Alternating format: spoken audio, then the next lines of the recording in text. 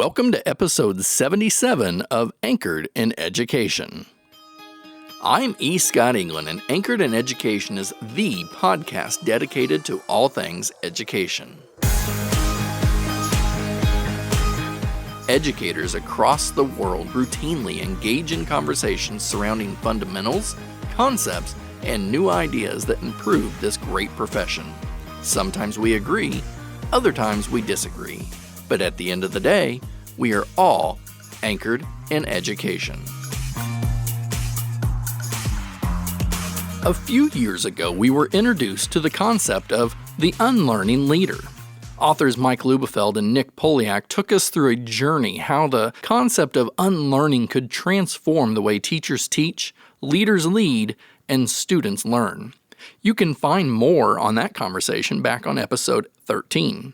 About a year later, Mike and Nick, along with author and educator PJ Caposey, published the book Student Voice. It would be strongly recommended to visit episode 33, where Mike and PJ talk about all the valuable ways we can include students in our everyday. We are now fortunate that Mike, Nick, and PJ once again partnered on a new book, The Unfinished Leader, a school leadership framework for growth and development. Today we are joined by Mike, Nick, and PJ so they can tell us what being unfinished is all about. Mike, welcome back to Anchored in Education today. Scott, it's good to be here. A pleasure to see you, and really awesome to spend time with PJ and Nick as well. Thank you. And Nick, I know last time that we got together, you had something come up and you weren't able to join us, but you have been a guest before, so welcome back to you, sir. Thank you. Always good to see you. Thanks for having us. PJ, I believe your third time back on today. Welcome back. I'm excited to be here. It's good to be here with everyone and really looking forward to the conversation. Oh, absolutely. Now, we have had the privilege of learning how all three of you became anchored in education. But I think it is safe to say that none of you are finished becoming anchored. Now, while we wouldn't necessarily want to leave a construction project unfinished, when we are talking about building our leadership capacity, being unfinished is a good thing. So I'm wondering if we can go into more detail on what being unfinished in terms of yourself means to all of you. Is it okay if I start, Scott? Absolutely. You usually do, so go ahead, Mike. It'll be age before beauty with this crew. So Scott, under the backdrop of the global pandemic and really the chaos that the initial school closures, the chaos that the initial push into something called scaled remote learning, and the chaos of actually a pandemic, a once in 100-year experience, which really had overtones of scary public health implications. Under that backdrop, we three superintendents, who fortunately have great boards of education individually and collectively, and we three superintendents who are very proud and humbled to have enjoyed and enjoy degrees of success and degrees of well wishes from folks around the profession, various points. We three realized that we were going to have to pull deeply inside our skill set, our collective bodies of work. We were going to have to work to collectively prioritize how we helped manage the general welfare, mental health, not only of ourselves, of the staff with whom we lead, the staffs whom we serve, and the students, obviously, and their parents. But we had to figure out and say, look, we may have been good here or there. We may have been able to accomplish these tasks, as you say. Yet the cool challenge, if we could paint a slight silver lining around it, was, we're going to get through this. Yes. We don't know how. We're going to get through this. But you know what? We're not finished yet. And we've got to figure out together how to plot priorities and how to plot systems, how to plot structures, and how to trial and error, succeed and fail, and continue to lead. So, gents, I'll stop with that and let you all add some additional color commentary. PJ, you want to add to it?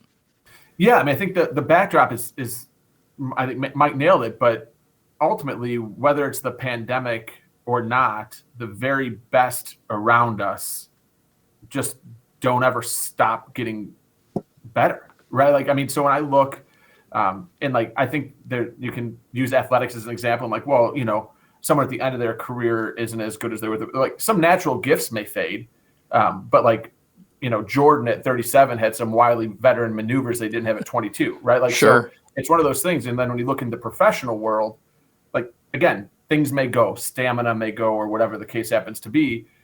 But it's incumbent upon us to continue to take one step forward and figure out how you can move in a direction that might be different than you would have 10 years ago. The example I always like to think back on, which I think most people can relate to, is when you think back to your first year of teaching. And I remember I'm a big guy, so if you don't know, I'm like 6'2", 280, and I'd pour myself into a little Chevy Cobalt and drive home from the inner city of Chicago where I was teaching. And I'd think the entire way home about how I could become the best possible teacher. And I think about how shallow those conversations were in my head compared to what I'd have today. And I sincerely hope that in 20 years from now, when I'm thinking about leadership, I think back to the conversations or the writings that I had 20 years prior, and hopefully I find those to be just as shallow, which means that I've continued to grow. Okay. All right. Yeah. I'll just add one example. Some forgiven examples. We actually write about and talk about the example of a rubber band. Like, and if you ever clean out a junk drawer at your house and you find an old rubber band that's been sitting in there for a couple of years, you pick it up and the thing is brittle and useless, right? Oh, yeah. And so I think that's a good analogy for us as human beings and educators, that if we just leave ourselves the same for long, we start to get obsolete and useless. We're born to stretch. Like, we're never where we're supposed to be going. There's always a next step to get to. And we also say, like, you can't stretch it so far, so fast that it breaks. Sure. We're born to stretch. Okay. All right. Now, the subtitle of this book refers to a framework.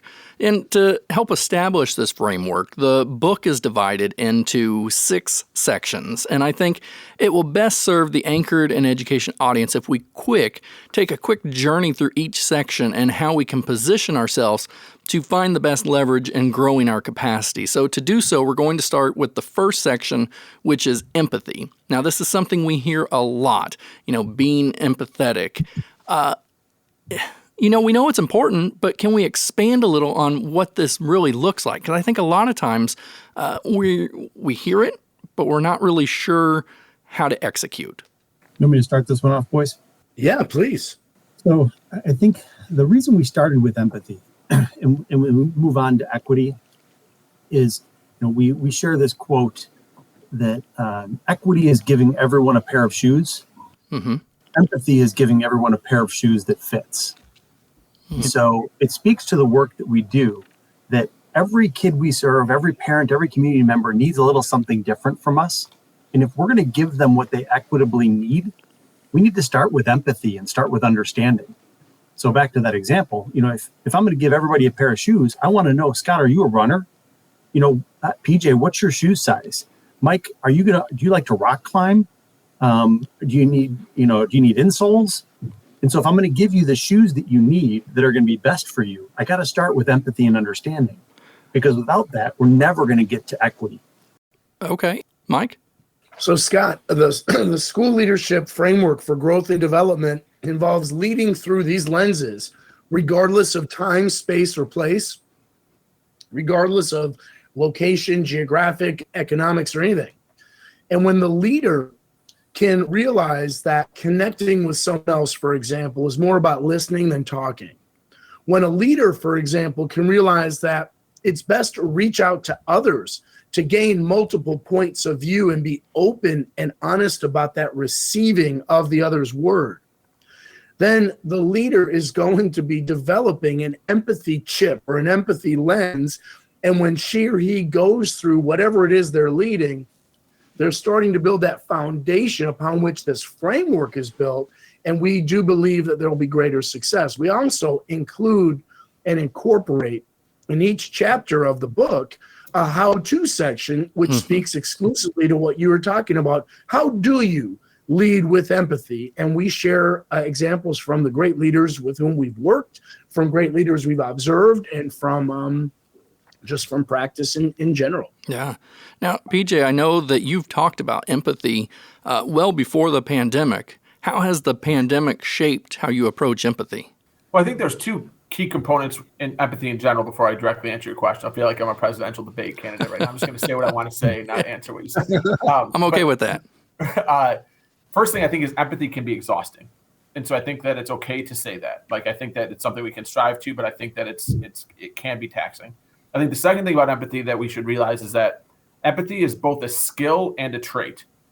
Meaning that, like, there are people that are naturally more empathic than others. Like, I always, like, my secretary and I are a good yin and yang. Like, if she senses somebody crying 6 miles away, she'll start to tear up, right? Like, that's not how I'm wired. She's a natural empath. But it's also a skill. So the fact that that's not naturally how I'm wired doesn't forgive me the responsibility to work on it. And so for me, like, empathy is not necessarily, like, I for a long time believed that I couldn't have empathy for somebody experiencing something I didn't, because it was trying to put myself in their shoes. What I've learned through study and research and trying to be thoughtful in it is that I can sit with them in that moment and try to experience and understand how they're feeling and relate it back and understand what a different set of circumstances or stimuli may have caused me to feel that way. So to answer your question about, like, what does that mean for the pandemic was really interesting, and it really strained, I think, empathy as a leader and as a superintendent, because what we saw is the country become somewhat polarized. Absolutely. Right? And so it was whatever camp you fell into, right? And so I will say, like, I was the first 6 to 8 weeks of the pandemic, I had extreme health anxiety. So you can figure out which way I kind of initially went with everything that was happening. It was very difficult for me as a leader to then empathize with people who, thought we should be licking doorknobs and just improving our immunity at first, right? Like, right. And those are some of my best friends in the world that felt that way. So that's not me saying that flippantly. Like, that good, well-intentioned, smart, thoughtful people could be on different ends of this. But I think that if anything, what I learned through the pandemic with empathy is that if we could exhibit empathy in that moment where we're getting screamed at in public comment, where whatever that happens, if we can live through that moment and really, really deploy empathy to people that may or may not deserve it by the way that they're acting, then I think we can do it in all aspects of our leadership in our life. Absolutely. And listening to you, it brought up thoughts of empathy that not only as a leader did I have to work on that skill, but it was even within, your family structure, whether it be, your close relation or extended family. All of a sudden, it wasn't just a country divided, it became families divided.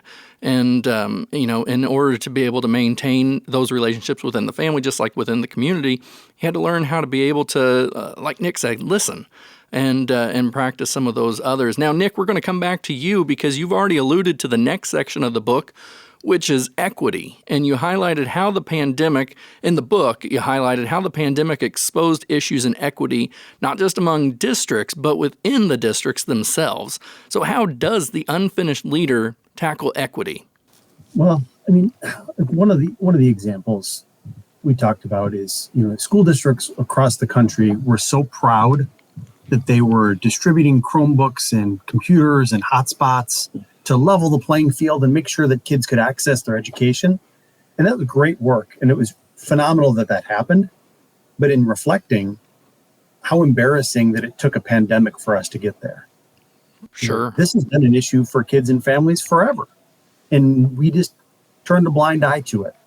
We may have said back then, we don't have the resources to do it. But then somehow we miraculously did when the time came.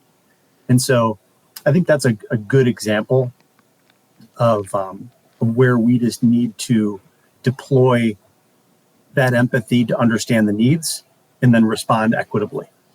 Okay. And Mike, you had kind of alluded a little bit to the equity side of things earlier in what you were talking. What do you have to add to that? So when we teach workshops about the unfinished leader, one of the images we use when we're approaching the equity lens is an old cartoon that's attributed to a quote with Albert Einstein. So I'll illustrate it for you. Okay. The quote is called "Our Education System. Everybody's a genius, but if you judge a fish by its ability to climb a tree, it will live its whole life believing that it is stupid." And it's attributed to Albert Einstein. And then there's an image of people. Well, actually, there's a teacher who says, "For a fair selection, everybody has to take the same exam. Please climb that tree." And there's a bird, a monkey, a penguin, an elephant, a goldfish in a bowl, a seal, and a dog. And the concept in the conversation says, listen, the elephant is going to topple that tree over. So it doesn't mean it can't climb, but it means on this assessment, it's going to get an F. The monkey is well equipped to climb and do all that beautifully. The bird may climb, but it's not going to climb according to the traditional conformist view. So it may look like it's strange, so it doesn't get credit. And obviously the fish will die if it climbs, which is a bit hyperbolic. The point being, trying to create a system that sets the stage for equitable access to educational excellence for each child every day is absolutely attainable. Under the archaic and old and outdated systems under which we're living, it's incongruous. So the unfinished leader, through an equitable lens, understands that the aim is equitable access to educational excellence and that collective efficacy that each child can learn and grow, and each teacher can provide those conditions. And that battle is with the incongruity of the archaic systems that say, no, only one or two of these folks is going to succeed. Okay. PJ, anything to add to the two of those? I would just say that, like, equity it's been politicized, right? Like, the term's been politicized at this point, and I think that it's okay as leaders to say that that's the case. However, equity has been a foundational principle of effective education for years. We've just called it different things, right? Like, so for me, equity is as simple as, are we being cognizant and aware enough to provide whatever somebody needs to give them the best chance at being successful? Like, that's, to me, and can we do that in a systematic fashion? And so we've been doing that now, sometimes governed and enforced by law for lots of years in terms of special education. We've talked about differentiation for decades. Differentiation is a whole different topic because it's so dang hard. We talk about, like, oh, just go do it. But it's super hard. But we've talked about equity forever, just not with the actual word. And now the word is politicized, and I think people are afraid to embark on the conversation. So as we talk about being unfinished, like, there's more districts in the world, in the country, that look like mine, that are small, rural, than are progressive, suburban, or urban. And I think there's a lot of leaders that need to, like, summon up the courage to start having some of those conversations about equity, even though that word has been politicized, because it's really been a foundational principle of our educational system well before the word has been taken into different directions. Sure. And I think that listeners probably have understand where each of you come from as far as districts, but just you are all in three very different districts as far as your community makeup and everything else. And so going back, really tying what Nick said at the beginning to what Mike and PJ both said, Nick said it was almost embarrassing that it took a pandemic to get to the point where we're addressing equity.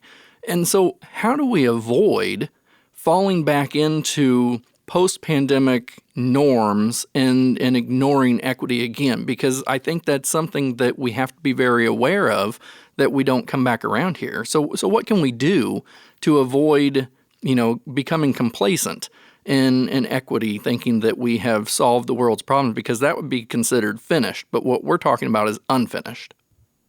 Well, I'm glad you asked. And Scott, the next lens in the book is adapt. For adapting as leaders, for adaptive leadership, for second order change, and for all that encompasses.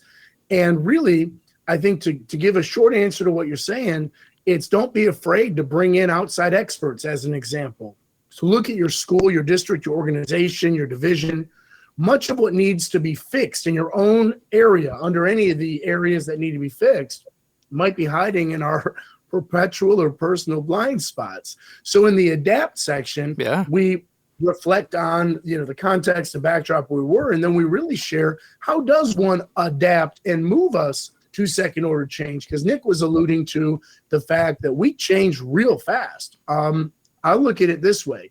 We realized that equitable access to internet was not present in our own local districts. PJ, pre-K-12, rural Illinois, in Northwest. Nick in a 9-12 quasi-urban outer ring suburban district right by the airport. In my district, suburban Chicago, affluent pre-K-8 school district with needs as well. So we all had a different experience. We learned in my district that we had to really pivot and adapt. We had about 110 children with no internet access at home, and we got the hot spots. We didn't realize what throttled data was. Again, Yeah. listen, so we adapted, we pivoted on the fly when we realized that throttling was not what we thought we bought. The throttling was not what we wanted to do. We also realized that we needed a little bit of at-home understanding and empathy, because in some cases, this was the only computer or internet access there for multiple people. So in any event, we were trying to get new points of view and adapt. Let's just segue into the rest of the adapt. And Mike, you also did a great job showing how each of these components of the framework are interweaved and connected. But my favorite was the warning that the adapt section came with, and it said this chapter is going to be difficult to read. And we just kind of heard a little bit of that as you were talking about it, because this section is intended to challenge you, and that's how you finish the beginning of that chapter. So how can a person continue adapting to strengthen themselves? To me, it's one of the things is like, as a superintendent, as a leader, I think in any industry, even as a leader inside your family, there's always battles to be fought, right? Like there's always something going on. There's always solutions to be found to problems. I think when I think of the adapt section of the book, and when I think of adapting and second order change, as Mike alluded to, it's, do we have the courage to look 2, 3, 4 steps beyond the actual problem? Because a lot of times all we're doing is treating the symptom. And so do we have the courage to actually adapt our process as opposed to just solve the next most logical problem that's in front of us? And when we go in front of a board as a superintendent and say, reading scores are low, let's buy a new reading program, right? Like that's a next most logical problem to solve. A lot of times those are easy sells. Those people aren't going to argue in the community. When, for instance, like in a community like mine where I say, hey, we're 90% white, we're 80% are not on free and reduced, we're in a relatively stable community, we need to do diversity, equity, inclusion work. When there's not a problem, that's a manifestation of adapting based on what I understand what's best for our kids to go out into a global society.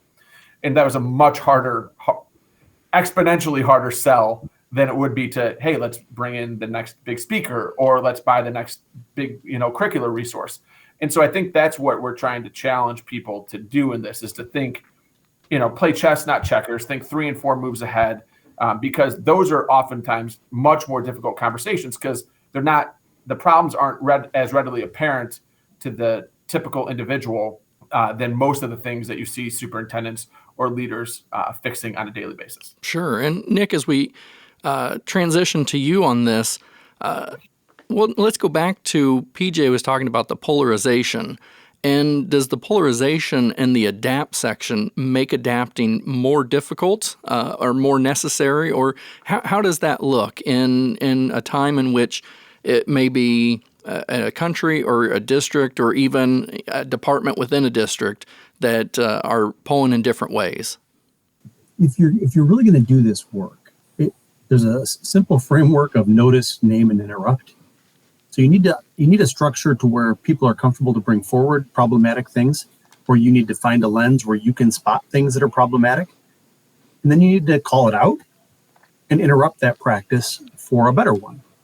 The problem with that, when you think of the polarization, and we talked a lot about the fact that change is so hard for people because change is a loss to something that you had before. So when you're used to a norm, you're used to a practice, you're used to the way things have been, when we change it and make you do something different, you've lost that feeling of what you had before. And so we really think that's one of the biggest struggles we have. So it takes some bold leadership to be willing to stand up and support those interruptions where they're necessary and help people overcome that feeling of loss. I feel this is a good time to end part 1 for this week, leaving us to cover the last 3 sections of The Unfinished Leader next week. Make sure to follow Mike, Nick, and PJ on Twitter today. Before I close, don't forget to visit escottengland.com and click on the Read More link to read more about Mike, Nick, and PJ, as well as find a link to The Unfinished Leader. And don't forget to subscribe to Anchored in Education on whatever platform you get your podcasts. I think back to what Nick said right at the end, and that when we change something, we have essentially lost something. To me, this is a perfect example to end on because we can so easily see how this example ties into the previous sections we discussed today. Bringing about change is necessary because we need to provide more equitable opportunities for our students. But change is hard. Not only do we pretty much know this, but we have discussed it before many times on Anchored in Education.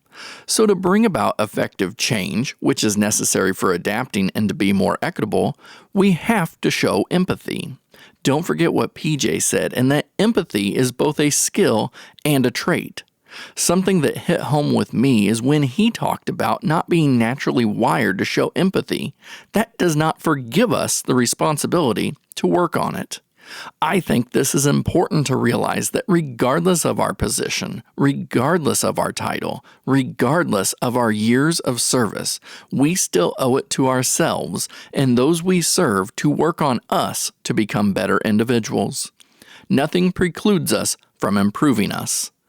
Even with all their years of service, Mike made this very clear at the beginning of today's conversation. He pointed out that all three of them still have to search deep into their skill sets when handling certain situations. And oftentimes, even when we believe we know how best to tackle an issue, we still have to prioritize and adapt.